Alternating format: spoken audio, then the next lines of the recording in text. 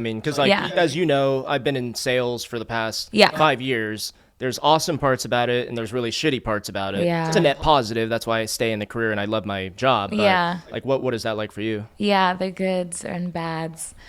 I mean, I guess the toughest part, well, here's the thing. I love learning. So when it is tough, I'm like, okay, I'm just new, so I need to figure this out. But nothing's handed to you.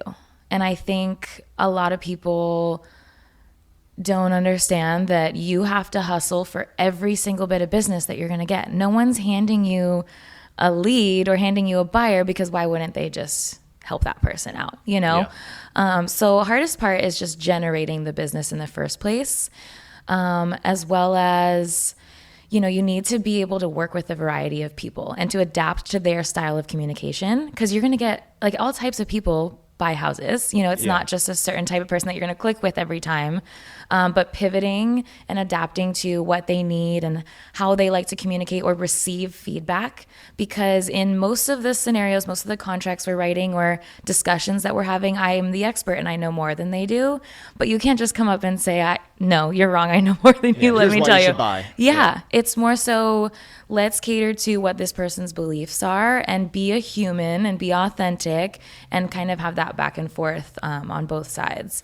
Yeah. But that's like most sales in general too. Yeah, it is. Like even in, you know, I just interviewed David last week, and he's in a very similar role to myself. We both sell software. His role is a little more technical than mine, but it's like, you know, sales 101, you're not just telling someone why they should buy something. You're trying to get an understanding of what they actually need and what their criteria is, and is that a good fit or not? Because I'm sure you run into people where it's like, okay, you're probably not worth me spending additional time on this person. Maybe there's other lower hanging fruit, more interested buyers to spend your limited hours on, right?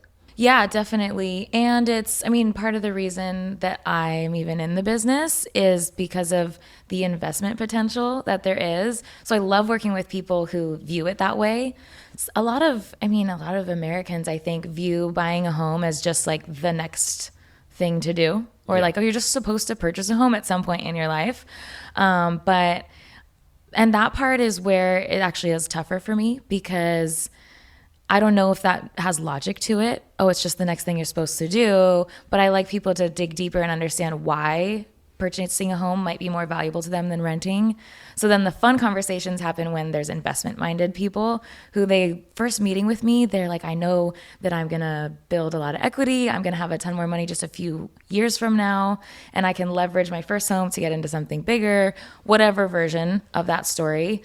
And that piece is always fun, because, you know, then people come inspired and they know there's direction with it. And I enjoy that side of it a lot more.